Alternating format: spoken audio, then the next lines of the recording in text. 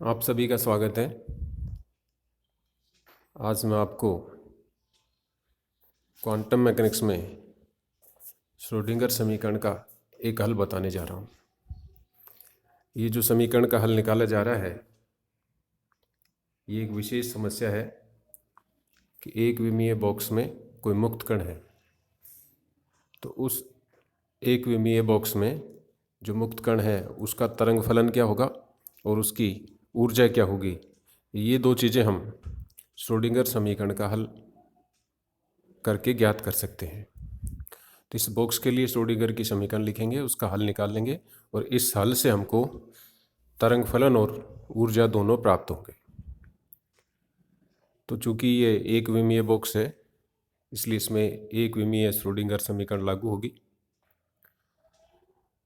और एक विमीय श्रोडिंगर जो समीकरण होगी वो होगी d2ψ/dx² plus 2m into E minus V upon H cross square psi equal to 0।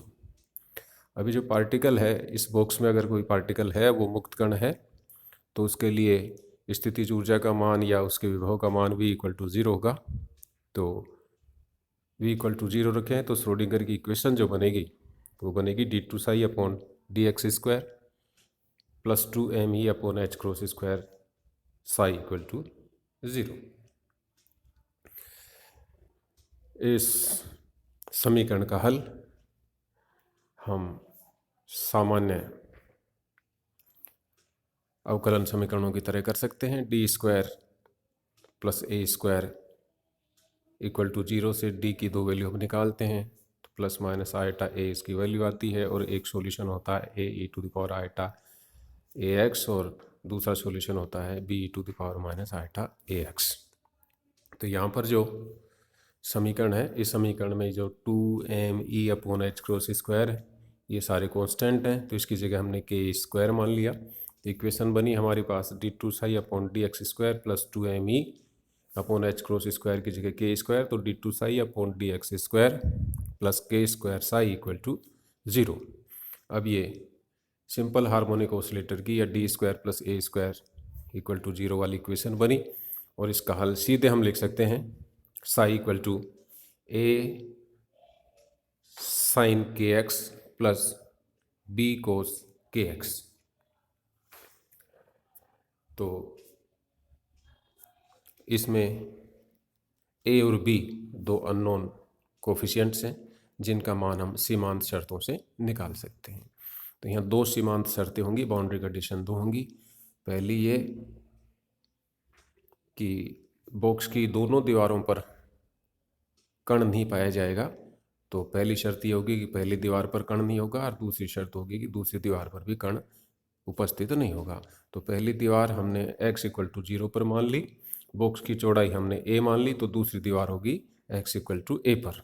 तो पहली शर्त हो गई x इक्वल टू 0 पर कण अनुपस्थित है, तो कण अनुपस्थित है तो उसका तरंग फलन भी शून्य होगा। तो x इक्वल टू 0 पर साई इक्वल टू 0।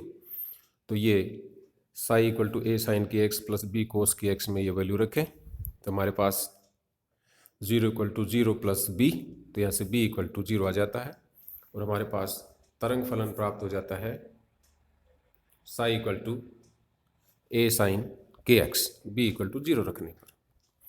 अब दूसरी शर्त फिर रख देते हैं कि दूसरी दीवार पर भी कण का तरंग फलन शून्य होगा, तो x इक्वल टू a पर साई इक्वल टू 0।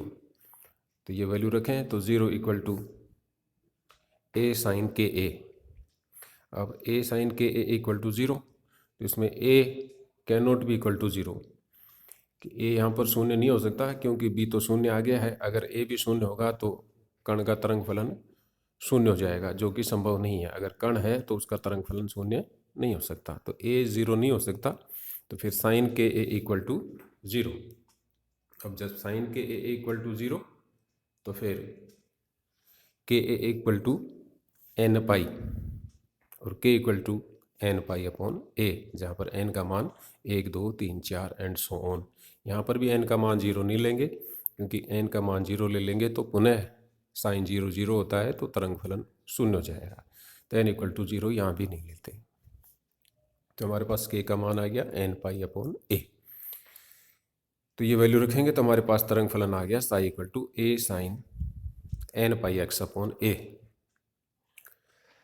अब क्वांटम मैकेनिक्स में एक और शर्त है कि जो भी तरंग फलन हो प्रसामान्यीकृत होना चाहिए, अर्थात अगर कण बॉक्स में है तो बॉक्स में पाए जाने की संपूर्ण प्रायिकता 100% या इकाई होनी चाहिए, अर्थात पूरी प्रायिकता को 0 से a तक बॉक्स की सीमाओं में समाकलन करें या जोड़ें तो उसका मान इकाई होना चाहिए। तो 0 to a psi star dx should be equal to 1। तो इसमें साई और साई का स्टार साई का संयोग में रखें तो साई चूंकि a साइन की एक्स है, इसमें सभी राशियाँ वास्तविक हैं तो साई स्टार भी साई के बराबर होगा, तो साई स्क्वायर हो जाएगा। तो A square sine square N pi X upon A integration 0 to a equal to 1। A square constant है, ए स्क्वायर कॉन्स्टेंट है तो A square integration sine square N pi X upon A equal to 1। तो sine square theta का जो integration होगा वो upper limit का half होगा, तो अपर लिमिट है ए यहाँ पर, तो इंटीग्रेशन हो गया a/2। तो capital A square into a/2 is equal to 1 और a equal to √2 upon A, और ये मान रख दें तो हमारे पास साई का मान प्राप्त हो जाता है √2 upon A sine N pi X upon ए, जो कि एक विमेय बॉक्स में कण का तरंग फलन रिप्रेजेंट करता है। अब हम निकालते हैं ऊर्जा। तो ऊर्जा निकालने के लिए जो 2m upon H cross square equal to K square हमने माना था, तो अब चूंकि के स्क्वायर या के का मान हमने निकाल लिया है तो के का मान यहाँ पर रख देंगे। तो के का मान आया है एन पाई अपॉन ए, तो ये मान रखेंगे तो 2m upon H cross square equal to N pi upon A का होल स्क्वायर, और यहाँ से E equal to N square into pi square H cross square upon 2ma square.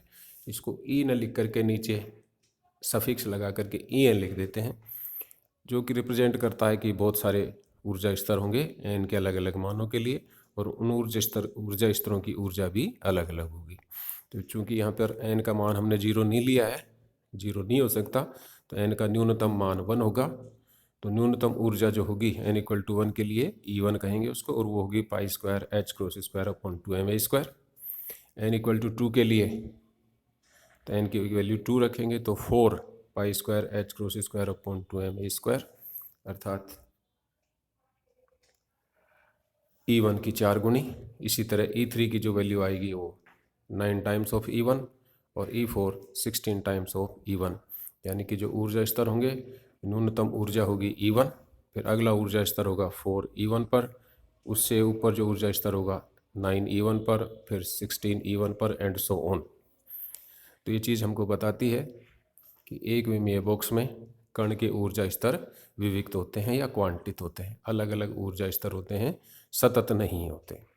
तो ये विशेष परिणाम है जो क्वांटम मैकेनिक्स से प्राप्त होता है कि एक विमीय बॉक्स में कण के जो ऊर्जा स्तर हैं वो विविक्त या क्वांटित होते हैं।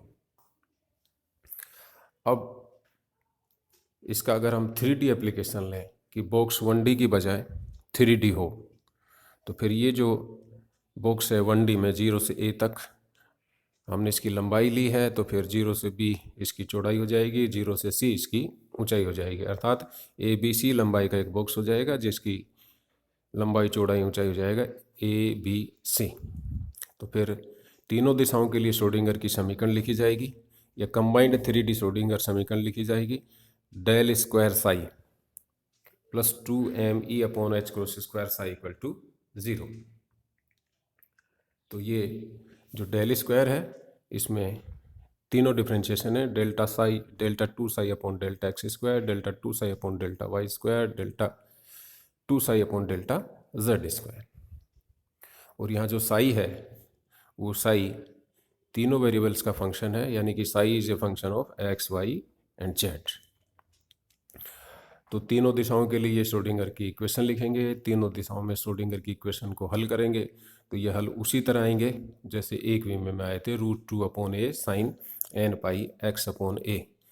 तो अब यहाँ पर तीनों दिशाओं के लिए लेंगे तो हमारे पास जो हल प्राप्त होंगे वो प्राप्त होंगे एक्स दिशा में √2 upon A sign n1 pi X upon A, y दिशा में √2 अपॉन बी, चौड़ाई b है, y दिशा में विमा b है, तो √2 upon B sign n2 pi y upon B, और z दिशा में √2 अपॉन सी sign n3 pi z upon सी। और कंबाइंड फंक्शन इन तीनों फंक्शन के गुणा के बराबर होगा। हमारे पास कंबाइंड जो फंक्शन हो गया psi equal to √8 upon A B C sine n1 pi X upon A sine n2 pi y upon B sine n3 pi z upon C. यहाँ पर n1 n2 n3 तीनों की वैल्यू एक विमीय में n की तरह 1 2 3 4 यानी कि प्राकृत संख्याएं होंगी 1 2 3 अप टू इनफाइनाइट, और यहाँ n1 n2 n3 तीनों में से कोई भी शून्य नहीं होगा। तो इस तरह हमारे पास ये तरंग फलन 3D बॉक्स के लिए आ जाता है। और 3D बॉक्स के लिए अगर कण की बॉक्स में ऊर्जा का मान निकालना चाहें तो फिर उसी तरह से 2m upon h cross square equal to k square रखेंगे। तो यहाँ पर जो k स्क्वायर होगा वो k स्क्वायर होगा kx square plus ky square plus kz square, यानी x दिशा में kx स्क्वायर प्लस y दिशा में ky स्क्वायर प्लस z दिशा में kz स्क्वायर। और इन तीनों के मान 3D के हिसाब से जैसे एक विमीय में आए थे, तो यहाँ kx की वैल्यू होगी n1 pi upon a, ky होगी n2 pi upon b, kz होगा n3 पाई अपॉन c। तो 2m upon h cross square equal to n1 pi upon a का square plus n2 pi upon b का whole square plus n3 pi upon c का square. और यहाँ से e या en की value pi square h cross square upon 2m into n1 square plus n2 square plus n3 square. तो n1 square के साथ upon a square, n2 square के साथ upon b square, n3 square के साथ upon c square, यानी कि पाई square h cross square upon 2m into n1 square upon a square plus n2 square upon b square plus n3 square upon c square, ये ऊर्जा हमको प्राप्त होती है। अगर हम इस बॉक्स को समान विमा का लें, यानी कि इसकी लंबाई चौड़ाई ऊंचाई सब समान हो, तो इस स्थिति में a equal to B equal to C होगा। और तब ऊर्जा का मान इस 3D बॉक्स में En equal to pi square h cross square upon 2m a square into n1 square plus n2 square plus n3 square. यहाँ से हम देख सकते हैं ये ऊर्जा का मान उसी तरह आता है जैसे 1D में आता है। वहाँ पर पाई square h cross square upon 2m square into n square आता है, और यहाँ पर n स्क्वायर की जगह n1 square plus n2 square plus n3 square आता है। अब एक विशेष स्थिति है कि अगर n1 n2 n3 के कुछ विशेष मानों के समुच्चय लें, जिससे हम एक ही ऊर्जा प्राप्त कर सकें, या हम एक ही ऊर्जा के मान, जैसे हम लें En इक्वल टू 9E1, तो 9 के लिए n1 n2 n3 के 3 सेट हो सकते हैं कि n1 का मान 2 हो, n2 का मान 2 हो और n3 का मान 1 हो। तो 2 2 1 या 2 1 2 या 1 2 2 तीनों ही स्थिति में n1 n2 n3 के मान अलग अलग हैं, लेकिन तीनों ही स्थिति में कुल ऊर्जा का मान 9E1 आता है। तो ऊर्जा तो हो गई समान 9E1, लेकिन n1 n2 n3 के मान अलग अलग होने से तरंग फलन हो गए अलग अलग। तो एक ही ऊर्जा स्तर के लिए एक से अधिक तरंग फलन प्राप्त हो गए। तो अगर इस तरह की स्थिति आती है कि एक ही ऊर्जा स्तर के संगत अगर कई तरंग फलन प्राप्त होते हैं, तो वो ऊर्जा स्तर अपभ्रष्ट ऊर्जा स्तर कहलाता है, डीजेनरेट एनर्जी लेवल कहलाता है। और ये स्थिति अपभ्रष्टता कहलाती है, डीजेनरेसी कहलाती है। तो 3D बॉक्स में जो ऊर्जा स्तर हैं वो डीजेनरेट होते हैं, यानी कि एक ही ऊर्जा स्तर के लिए हमको एक से अधिक तरंग फलन प्राप्त होते हैं। तो अगर एक ही ऊर्जा स्तर के लिए एक ही तरंग फलन हो, तो इस स्थिति को हम अनअपभ्रष्टता कहते हैं, नॉन डिजेनरेसी कहते हैं, और ऊर्जा स्तर को हम अनअपभ्रष्ट नॉन डिजेनरेट एनर्जी स्टेट कहते हैं। तो ये जो अपभ्रष्टता है, डिजेनरेसी है, ये 3D बॉक्स के लिए विशेष परिणाम है। 1D बॉक्स में जो ऊर्जा स्तर हैं वो अनअपभ्रष्ट होते हैं, जबकि 3D बॉक्स में जो ऊर्जा स्तर हैं वो अपभ्रष्ट होते हैं। आज के इस लेक्चर में इतना ही।